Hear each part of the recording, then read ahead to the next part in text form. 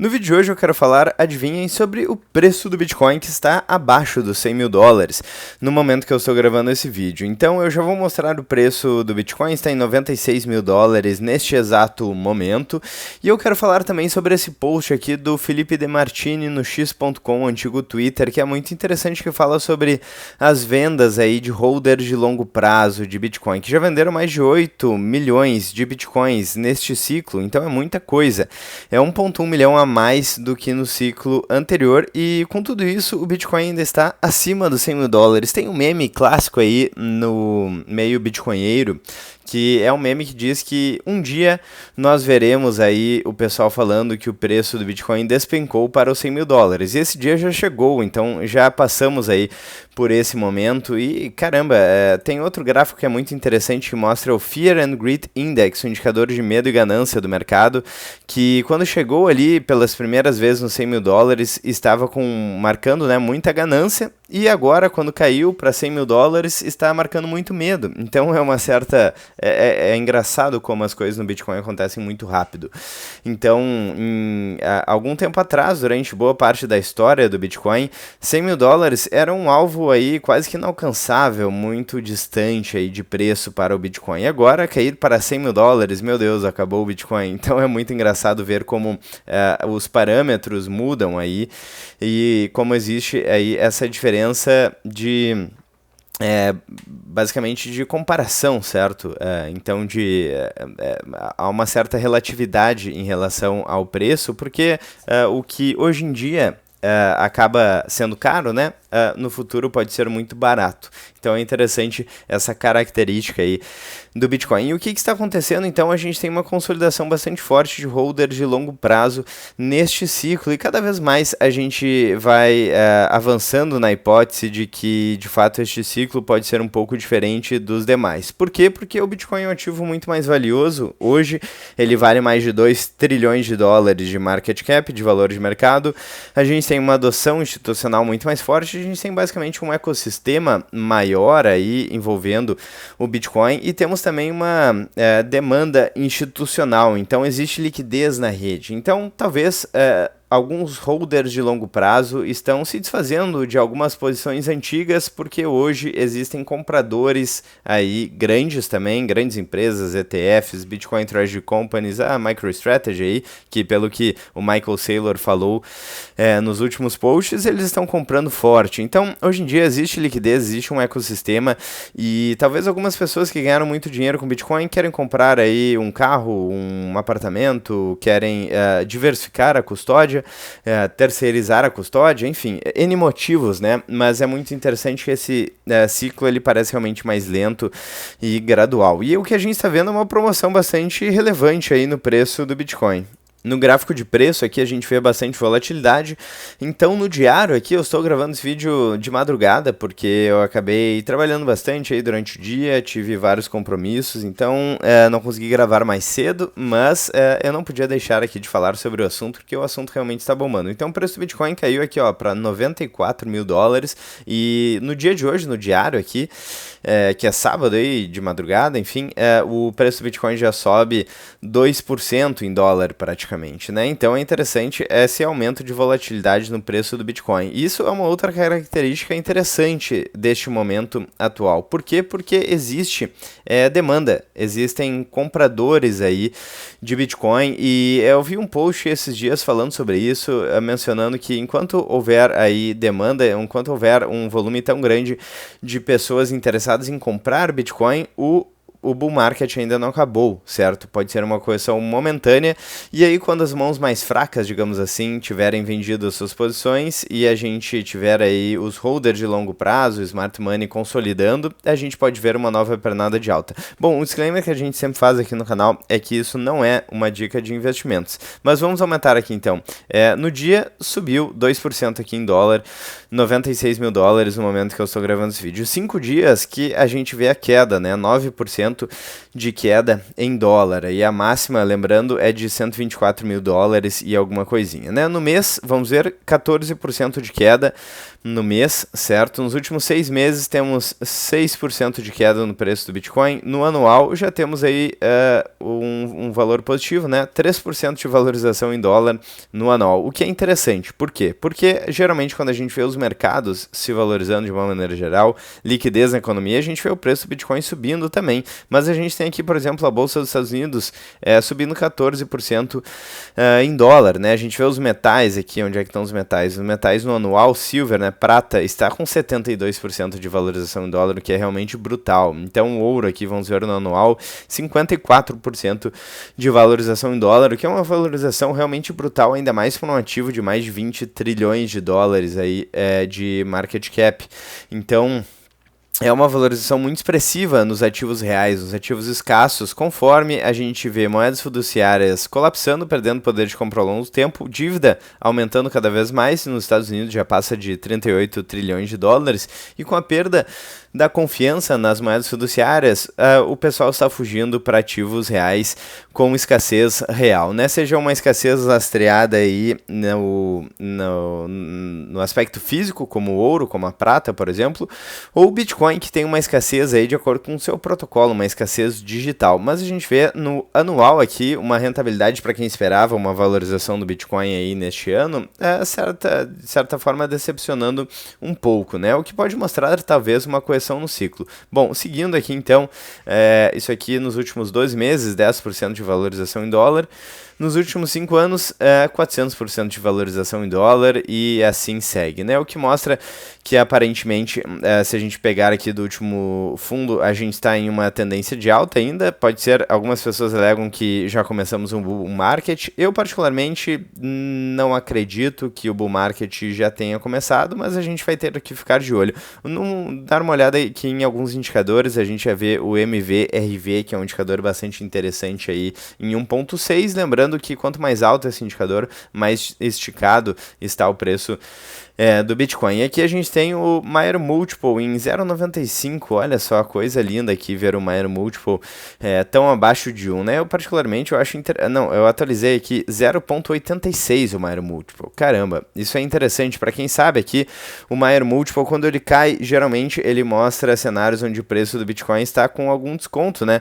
Por exemplo, quando o preço do Bitcoin estava em 17 mil dólares, vamos pegar aqui 16 mil dólares, o Maier Multiple estava em 0,83 e agora está em 0,86, só que observem, né, como o padrão aí, a comparação de preço do Bitcoin muda. Naquela época a gente estava em 16 mil dólares, agora a gente está em 100 mil dólares quase, né, 96 mil dólares.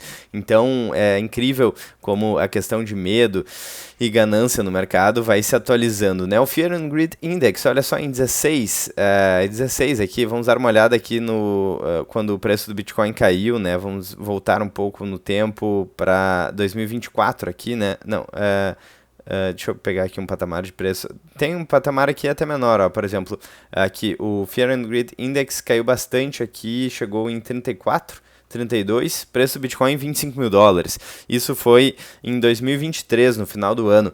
Então observem como essa comparação aí de preço, ela já muda muito, né? E olha só aqui, neste outro momento, o preço do Bitcoin tinha chegado aqui, ó, pela primeira vez em 100 mil dólares. O mercado estava com muita ganância. Fear and Greed Index lá em 87, acima dos 80, né? E por quê? Porque o preço do Bitcoin tinha chegado em 100 mil dólares no final do ano de 2024. O preço estava bombando, explodindo, né? Lua para o Bitcoin. E agora o preço voltou para 100 mil dólares e o pessoal está com muito medo. Olha só, Fear and Greed Index em 16. Então é muito interessante aí como essa questão psicológica do mercado acaba atuando principalmente nas sardinhas, né? As sardinhas que costumam comprar o preço do Bitcoin quando ele está alto e todo mundo está falando sobre o assunto e eles se desesperam quando o preço começa a cair e vendem, né? Então, cuidado para não ter esse comportamento de manada, né? Vamos voltar aqui para o nosso gráfico aqui no ChatGPT, então a gente vê vários holders de longo prazo realizando, talvez eles querem comprar coisas aí na vida real, talvez eles estão aproveitando a liquidez do mercado para, enfim, diversificar a custódia, para, enfim, N motivos, né? Mas é um volume negociado bastante interessante, recorde histórico absoluto de distribuição pelos holders mais antigos, 1,1 milhão de Bitcoin a mais do que no topo anterior e continua acima dos 100 mil dólares. Então, com todo esse medo, baleias vendendo e tudo isso, o preço do Bitcoin ainda está acima dos 100 mil dólares e a gente vê a expansão da base monetária lá nos Estados Unidos crescendo. Enfim, é difícil não ser bullish aí nesse cenário, pensando no longo prazo, né? Vamos seguir aqui então. Por que isso é impressionante? Então, quando os holders de longo prazo aí vendem, eles realizam lucro, entre aspas, né? Porque, vender Bitcoin e trocar por moeda fiduciária é realizar lucro. Talvez seja o contrário, né? Talvez se livrar de uma moeda que está colapsando, que é a moeda fiduciária, seja realizar lucro. Mas, enfim, aí depende da interpretação, né? Mas, então, eles fornecem liquidez para o mercado. Historicamente, isso acontece perto dos topos. Mas aqui tem um detalhe. Nunca houve tanta pressão vendedora de holder de longo prazo e, mesmo assim, o Bitcoin não colapsou. Ele teve uma correção aí relativamente saudável. A gente já mostrou aqui o preço do Bitcoin, então vamos dar uma olhada aqui nessa última queda do topo, né? Vamos ver quanto que a gente está. 124 mil até agora, 22% de queda, né? Então, uma queda relativamente tranquila, entre aspas, aí para o Bitcoin. Vamos voltar aqui nessa outra queda que aconteceu aqui em abril de 2025. O preço do Bitcoin também caiu por aí, né? Ali nos seus 20%. Chegou nos 75 mil dólares e depois subiu. Então, deixa eu ver, eu acho que aqui eu consigo capturar melhor essa queda, né? 26% de queda em dólar, o preço do Bitcoin chegou a 75 mil dólares, né? Então, essas quedas, elas acontecem no Bitcoin, né? Bom, então seguindo aqui, né, o que pode estar acontecendo? Talvez a demanda estrutural seja maior do que a oferta histórica, né? Mesmo com 8 milhões de bitcoins vendidos, o preço ainda acima dos 100 mil dólares mostra que ETFs continuam absorvendo, empresas, governos e fundos soberanos já entraram na disputa e a liquidez global está prestes a aumentar novamente. M2 e taxas, né? Nos Estados Unidos tivemos uma redução de taxa de juros recentemente, muito embora o presidente do Banco Central dos Estados Unidos, aí, do Federal Reserve, tenha dito que talvez a queda na taxa de juros pode parar aí a partir de dezembro. Então, aqui a gente vê traders aí, holders de longo prazo realizando lucro, como eu disse, entre aspas, recompram mais barato eventualmente, né? Porque existe um certo medo no mercado, talvez eles tenham começado a vender ali quando o preço do Bitcoin estava mais alto, o pessoal se desespera e se tem promoção eles podem comprar de novo e voltam a acumular para o próximo ciclo, para a última pernada de alta, né? Então isso é exatamente o que marca o final da fase 1 do ciclo e abre espaço para a segunda perna de alta muito mais forte. Aqui uma observação, né? Muitas vezes o ChatGPT ele fala como se ele tivesse certeza do que fosse acontecer, do que está acontecendo, mas aqui a gente fala sobre cenários e possibilidades, porque a gente não tem como prever o futuro. Eu acho que sim, essa aqui é uma possibilidade que não pode ser descartada, né, que talvez seja até provável, mas é importante lembrar aí da incerteza que é quase que inevitável quando a gente fala de mercado financeiro e de ativos voláteis, né. Então essa estrutura está parecida com a de 2016, 2017, 2020, 2021 e agora 24, 25, certo? Estamos vendo um mercado de alta e o mercado está absorvendo 2,4 vezes mais oferta do que no último ciclo, né, então se mais bitcoins foram vendidos, mas o preço ainda está alto, isso significa que o comprador marginal de hoje é muito maior e muito mais forte do que em 2021. ETFs, MicroStrategy, empresas com Bitcoin caixa, governos, fundos institucionais e por aí vai, né? Family offices.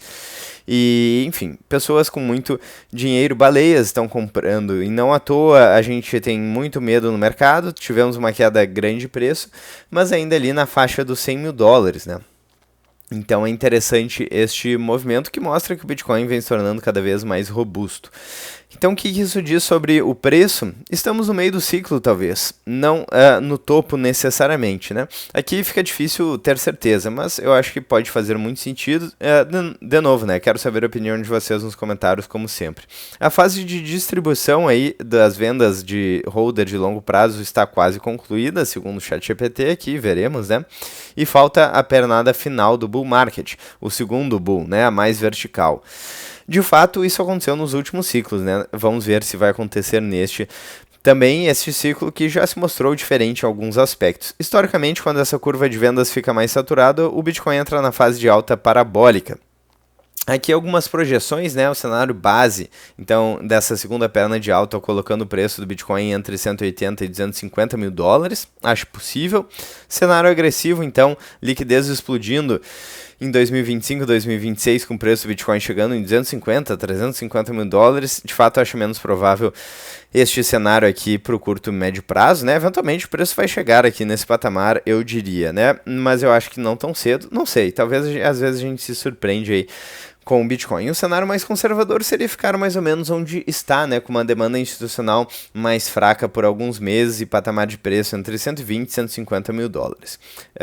Eu colocaria um outro cenário aqui de bear market começando, né, mas enfim, não, o ChatGPT pelo menos não colocou essa opção neste momento. Resumo final, então, recorde de Bitcoins vendidos por holders de longo prazo, pressão vendedora histórica e preço ainda acima, ou próximo, melhor dizendo, né, dos 100 mil dólares, abaixo de 100 mil dólares, né, mas próximo dos 100 mil dólares. E a demanda estrutural está absorvendo muito bem, né, em um cenário típico de meio de ciclo e não necessariamente de topo, e podemos ter uma pernada parabólica mais para frente. Bom, achei interessante a análise aqui do ChatGPT. Eu não descarto a possibilidade de um bear market, mas realmente eu acho mais provável que a gente esteja simplesmente vendo uma correção natural aí no mercado, que pode ser seguida por uma pernada de alta e pegando talvez algumas pessoas de surpresa. Cuidado aí se você está alavancado, muitas pessoas podem ser liquidadas aí, a gente já falou sobre liquidação aí, por exemplo, no dia 9 de outubro aconteceu 16 bilhões de dólares de liquidação. Então imagina só se alguém aí foi liquidado e perdeu as próximas pernas de alta, né? Perdeu todo o potencial do Bitcoin. Por isso que existe aquela máxima no Bitcoin: stay humble and stack sats, ou seja, mantenha-se humilde e acumule satoshis. É uma estratégia muito simples, mas que muitas vezes a ganância ela impede aí a execução dessa estratégia. E a gente vê aqui, né, da última vez que o Bitcoin chegou em 100 mil dólares, a ganância estava lá no topo. Então cuidado aí para não agir de forma emocional no mercado. E por isso que é importante, interessante aí olhar alguns indicadores, pelo menos eu gosto, né, olhar indicadores como o MVRV, como o Mayer Multiple, como o Fear and Greed Index, indicador de medo e ganância, porque a gente vê essa oscilação, né? Quando o preço do Bitcoin cai, geralmente o mercado está com medo. Quando o preço do Bitcoin sobe, geralmente o mercado está ganancioso, e geralmente o que o bom comprador faz é comprar bons ativos quando todo mundo está com medo, né? Será que este é um cenário destes com Fear and Greed Index em 16? Enfim, eu quero saber novamente a opinião de vocês nos comentários. Fiquem à vontade aí, então, eu gosto muito de ver os comentários de vocês e eu espero que vocês tenham gostado do vídeo. E antes de acabar o vídeo, eu gostaria de lembrar, né, nós dependemos aí da ajuda de vocês para continuar o nosso trabalho com cada vez mais frequência e mais qualidade para vocês. E a nossa ideia aqui é levar as ideias de liberdade, falar sobre o problema das moedas fiduciárias, como políticos e burocratas atrapalham a nossa vida e como que você pode tentar aí perder menos dinheiro para a inflação e por aí vai, né? Então, se você quer ajudar essa palavra a chegar em mais pessoas, considere fazer parte da área de membros e contribuir financeiramente para o canal. Eu pretendo, inclusive, muito em breve começar a gravar alguns vídeos exclusivos para a área de membros. Bom, eu vou ficando por aqui. Muito obrigado para todo mundo que assistiu. Um grande abraço. Vejo vocês muito em breve neste momento aqui histórico de preço do Bitcoin. E é isso. Um grande abraço e até mais.